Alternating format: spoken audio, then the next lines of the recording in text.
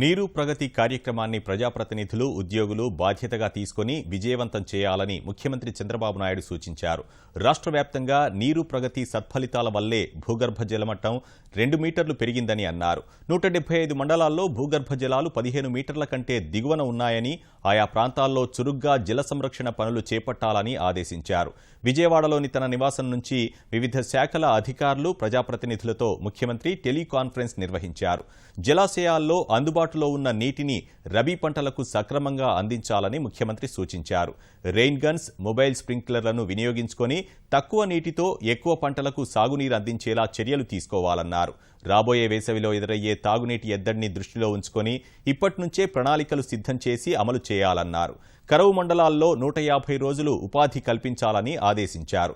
నిర్మాణంలో ఉన్న అంగన్వాడీ, మండల పరిషత్, గ్రామ పంచాయతీ భవనాలను 2017 మార్చి నెలాఖరుకు పూర్తి చేయాలని ఆదేశించారు.